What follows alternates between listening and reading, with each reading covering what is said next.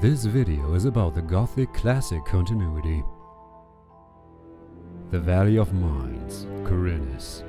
One faithful night, the magic barrier that encapsulated the area fell apart, forcing the attention of everyone, inside or outside.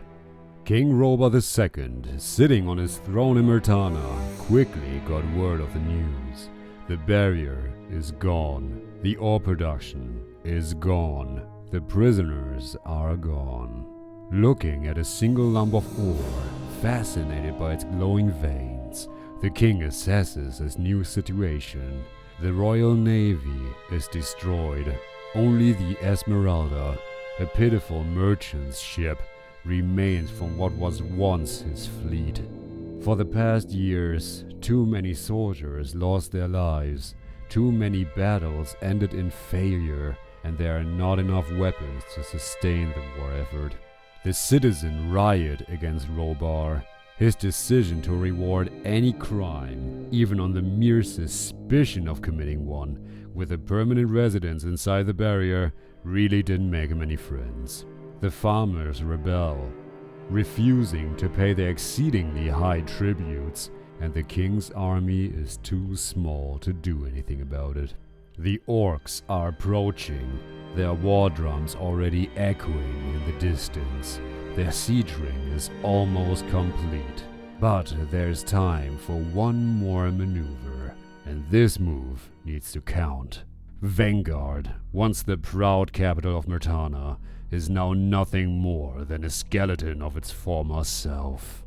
Seeing how his army isn't getting any larger due to a lack of weapons and people, King Roba II saw only one more possibility of victory: the magic ore. If he could get his hands on large amounts of magic ore, he could still win the war. I will rant about Roba II another time in full length, but as anyone should have noticed already, the king is an incompetent, stupid idiot. More weapons was Roba's plan for more than 10 years already, and this strategy has brought him nothing but death and defeat. I'm sorry, back on topic. The king's decision was made. He was in desperate need for more ore. He needed more weapons to stand against the overwhelming number of orcs. He had one more chance. He called upon his most loyal paladin, his strongest soldier, Lord Hagen, to meet him. Hagen, having been awake for several days in a row at this point, kneels before him and receives his mission: to take the Esmeralda, the last remaining ship, to Khorinis, loaded with magic ore to the brim, and to return after this was completed. If there's no magic ore, they won't be coming back home. To accomplish this mission, Hagen was ordered to take the best 100 of all paladins with him. For a little quick context, the king's army is divided into two categories: the Guard and the Order of Enos. The Guard consists of people wearing these kind of armor and are the run-of-the-mill drafted soldiers. The Order of Enos dress like knights and are very fanatic about their cause. The Church of Enos, or in other words the Circle of Fire, is the religious institution of the crown, acting as advisors, researchers and preachers. The Royal Navy was already part of the Guard, so there was no need for a third separation. Anyway, so here he is, on sea, the wonderful 101 paladins on the way to Khorinis. He arrived on the island a few days, a week at most, later. What he found was a city in shambles. No ships, no trade, no preparations for the incoming orc attack, nothing. With his authority as representative of the king, Lord Hagen declared himself the new lord of Khorinis and took control of the city. He gave Lord Andre, a knight, authority over the justice system and the city guard, while Lord Hagen commanded the war efforts and the paladins. Those previously in charge of the city were promptly taken off duty. Just for another little quick context, a knight is a lower ranked paladin. Lord Hagen then sent a paladin with the name of Garon to the Valley of Mines to investigate and to obtain the ore.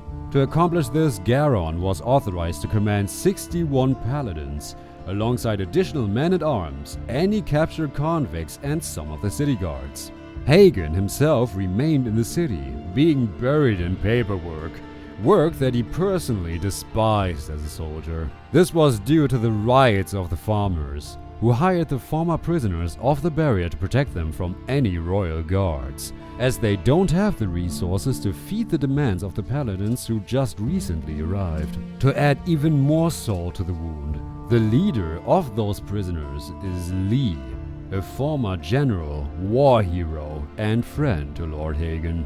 Unfortunately for the city, Lee knows what he's doing. The newly founded mercenaries don't seek open conflicts with the guards, but instead prevent any food deliveries to make it into town. All the former general has to do now is to keep his territory and men secure, while waiting for the paladins to starve themselves into submission. The goal of Lee is to acquire absolution for him and his people so that they can leave on the Esmeralda. So not only are the supply lines already compromised, but the suppliers themselves refuse to cooperate.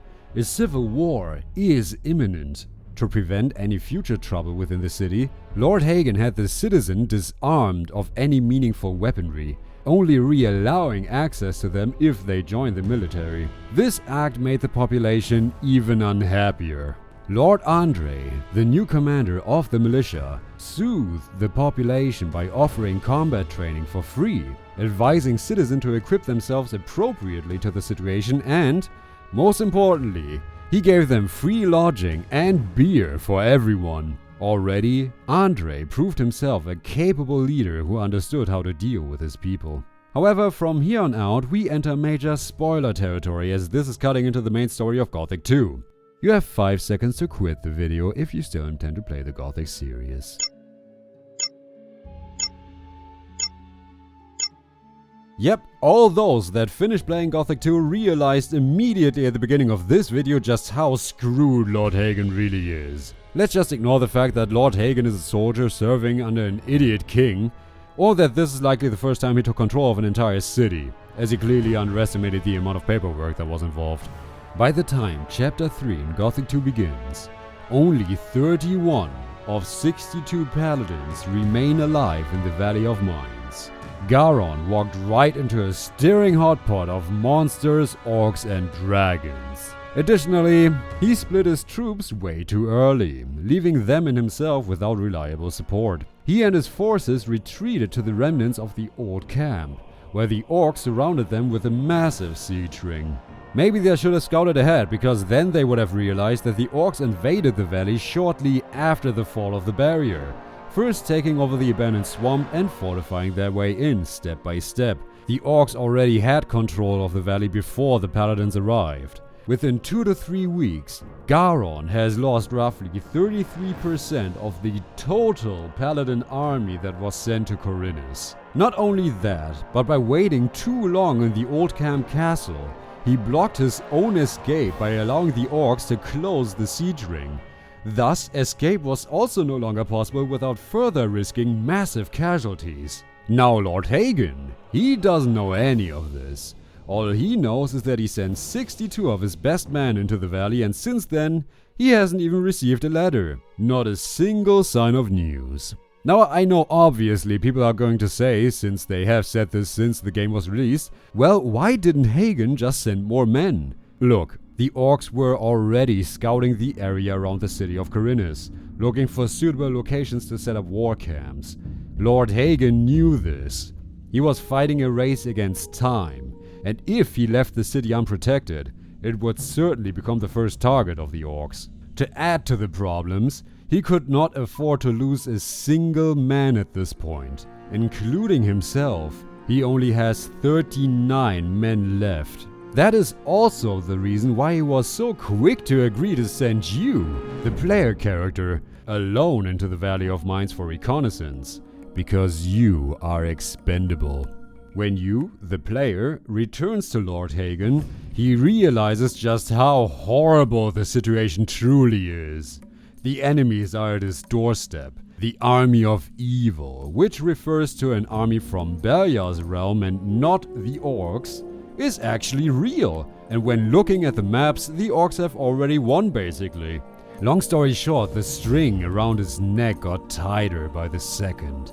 When the dragons are defeated in Chapter 5, Lord Hagen plans to leave 2 paladins behind, while he and his other men regroup to fight their way into the Valley of Mines to save their brothers. As everyone who played Gothic 3 knows, the orcs won that battle.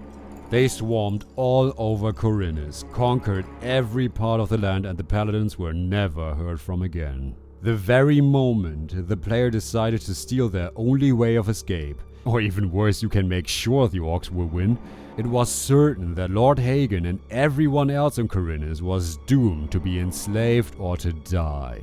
Ultimately, Lord Hagen was an honorable and careful man, whose final order was a suicide mission. His odds were stacked against him from the start, caused by his own king's negligence, and despite facing an unbeatable enemy, he still stayed loyal to the crown. He was also unique in that he was a soldier first. He did not buy into the fanatic radicalism that plagues the Order of Enos, and he did not consider faith to be more important than his mission. He was willing to grant the former General Lee total absolution for his crimes, and, within reason, he was always open to negotiations. But Lord Hagen was a soldier, both good and bad. He didn't care about anyone's opinion. If he saw something as necessary, he would immediately make it reality, usually by trampling over someone else's fortune without realizing it. Again, Hagen is a soldier, not a politician, a mayor, or a judge for that matter. I shall go mad here. I am a soldier, not a bureaucrat.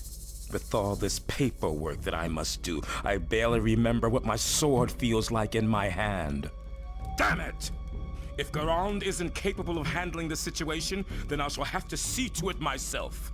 A few orcs won't stop me, not me. His demise was brought on him by his own unwavering loyalty to the crown. But you can be sure that this paladin fought to the bitter end. But what were the reasons that caused all this to happen? Well, the War of Gods, as we already established, but who was the one who convinced Robar to erect the magic barrier in the first place? Who prevented the orcs from conquering the Valley of Mines prior to this point? Well, that one is a spoiler for another day.